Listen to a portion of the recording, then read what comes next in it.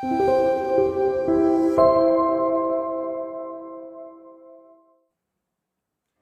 selamat sejahtera semua. Saya Florentina Faustinus, nomor metrik BA 2011-0167 dan merupakan pelajar daripada kos Geografi. Pada hari ini saya akan mengulaskan satu artikel yang telah saya pilih, yaitu artikel 5 yang bertajuk Perubahan Pembangunan Guna Tanah Zon Pinggir Pantai di Negeri Perak, dapatan dari Sistem Maklumat Geografi dan Matrix Landscape. Artikel ini telah ditulis oleh 6 orang penulis, yaitu Nasir Nayan, Muhammadisa Hashim, Muhammad Suhaili Yusri Cehngah, Yazid Saleh, Kamarul Ismail dan juga Zahid Mat Saleh. Perbincangan utama dalam artikel ini adalah berkenaan dengan perubahan pembangunan di kawasan zon pinggir pantai Negeri Perak dengan menggunakan Sistem Maklumat Geografi atau GIS. Justru saya akan mengulaskan beberapa aspek utama yang telah diutarakan dalam artikel ini, antaranya ialah latar belakang kajian, metodologi, hasil dan perbincangan, serta kesimpulan. Sebelum masuk ke dalam ulasan yang pertama, saya akan menjelaskan terlebih dahulu berkenaan dengan perkaitan antara interaksi manusia dengan alam semula jadi yang mencetuskan impak pembangunan yang akhirnya menyebabkan kepada perubahan persekitaran semula jadi kepada persekitaran baru. Dalam hal ini, manusia yang berada dalam persekitaran semula jadi akan secara langsung berinteraksi dengan entiti alam sekitar lain, sama ada secara pasif atau aktif, di mana manusia akan meneruskan aktivitinya untuk keperluan kesinambungan hidup dengan merubah persekitaran yang melibatkan entiti alam sekitar seperti tanah, pokok, air, haiwan, lautan, dan sebagainya. Tambahan lagi, pembangunan dan manusia ini mempunyai perkaitan yang sangat rapat.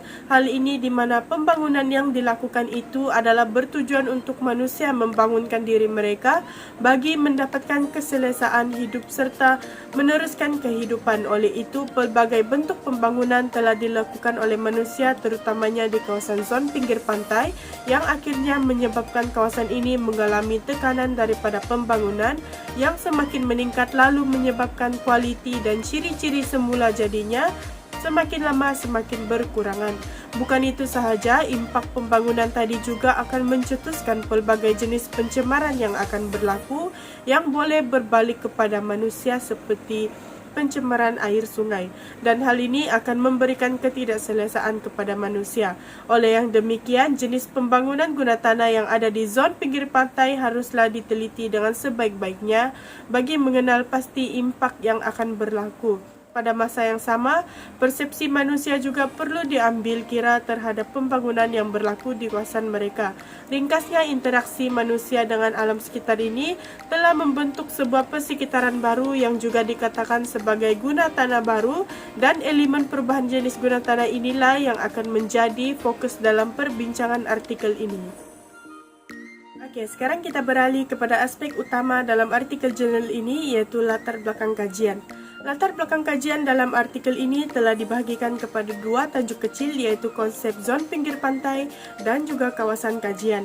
Dalam konsep zon pinggir pantai ini, pelbagai tafsiran telah diberikan, antaranya ialah Wernberg 2001 telah mentafsirkan zon pinggir pantai adalah satu kawasan daratan dan lautan yang berada di antara daratan dan lautan yang berjiranan.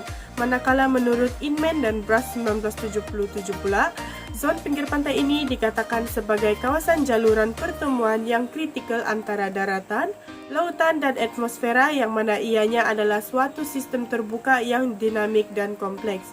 Tambahan lagi, zon pinggir pantai ini juga dikenali sebagai salah satu lokasi yang menempatkan lokasi strategik dari segi ekonomi, dan ia juga menempatkan kemudahan-kemudahan pelabuhan yang penting berkaitan dengan perdagangan dan pengangkutan air. Ianya juga amat bernilai sebagai tempat peranginan dan rekreasi serta kegunaan lainnya. Seterusnya adalah kawasan kajian. Kawasan yang telah dipilih oleh pengkaji untuk menjalankan kajian ini adalah di kawasan zon pinggir pantai di negeri Perak. Baiklah, kita beralih kepada aspek kedua dalam artikel ini, yaitu berkenaan dengan metodologi yang digunakan oleh pengkaji dalam mencapai objektif kajian yang telah ditetapkan. Dalam hal ini, pengkaji telah menggunakan dua teknik teknikal yang menggunakan perisian GIS, di mana teknik GIS ini digunakan bagi membentuk sempadan zon pinggir pantai di kawasan daratan di negeri Perak dengan menggunakan teknik mendigit data dan membina zon penampan. Bukan itu sahaja, kaedah GIS ini juga digunakan bagi menyiasat perubahan guna tanah melalui perbandingan data yang diperoleh dari tahun 1974 sehingga tahun 2004 melalui teknik-teknik lapisan peta. Analisis ruangan seperti Extension Patches Analysis, Number of Patches atau NAMPI, dan analisis Matte Candle juga turut digunakan dalam kajian ini untuk melihat perubahan guna tanah yang berlaku di negeri Perak. Seterusnya, aspek ketiga dalam artikel ini adalah berkenaan dengan hasil dan perbincangan yang diperoleh oleh para pengkaji. Terdapat dua hasil kajian yang diperoleh dalam artikel ini, yaitu perubahan keluasan pembangunan guna tanah dan juga penilaian perubahan pembangunan guna tanah dengan matriks landscape NAMPI. Dalam perubahan keluasan pembangunan guna tanah ini, guna tanah zon pinggir pantai telah dikelaskan kepada 4 kelas besar, yaitu berbina, hutan, pertanian, dan lain-lain. Hasil kajian mendapati bahwa guna tanah yang dominan dari tahun 1974 sehingga tahun 2004 di kawasan zon pinggir pantai negeri Perak adalah jenis guna tanah pertanian yang mencatatkan sebanyak 64,2%, manakala perhutanan pula sebanyak 32,2%, guna tanah berbina adalah sebanyak 3,5%, dan yang terakhir adalah lain-lain sebanyak 0,1%.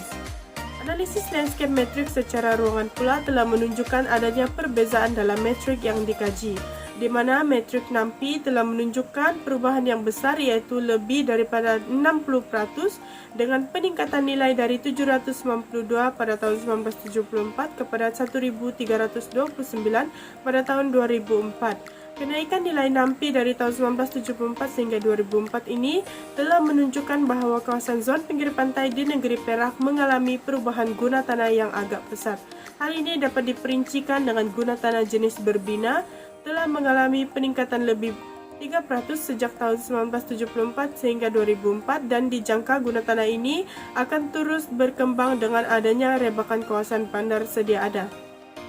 Guna tanah jenis hutan pula menunjukkan penurunan dari 45% keluasan zon pinggir pantai menjadi 32% saja. Hal ini telah menunjukkan bahwa kawasan perhutanan akan menjadi semakin sedikit, namun keluasannya akan kekal kerana adanya kawasan hutan simpan. Manakala keluasan guna tanah jenis pertanian pula mengalami peningkatan dari 53% kepada 62% dari tahun 1974 hingga 2004. Hal ini telah menunjukkan bahwa banyak kawasan yang telah diterokai sebagai kawasan pertanian, terutamanya dalam kawasan zon pinggir pantai. Kesimpulannya, melalui kajian dalam artikel jurnal ini telah didapati bahwa sememangnya perubahan guna tanah telah berlaku di kawasan zon pinggir pantai di negeri Perak. Dalam hal ini, guna tanah semula jadi yaitu hutan telah menunjukkan perubahan di mana ianya semakin berkurangan akibat digantikan oleh guna tanah baru yaitu pertanian dan perbandaran. Walaupun perubahan yang berlaku ini menunjukkan jumlah yang tidak terlalu pesat atau tidak terlalu besar, tetapi tren peningkatan jenis guna tanah baru ini akan tetap berlaku. Oleh itu, perancangan yang teliti perlulah dilakukan untuk menjaga kawasan zon pinggir pantai ini daripada rosak dan menjejaskan ekosistemnya yang seterusnya akan memberikan kesan berganda yang lebih teruk berlaku. Maka, kerjasama pihak berkepentingan dan masyarakat haruslah diutamakan untuk menjaga kawasan zon pinggir pantai di Malaysia agar dapat digunakan terus pada masa kini dan juga pada masa akan datang. Itu saja daripada saya. Sekian dan terima kasih.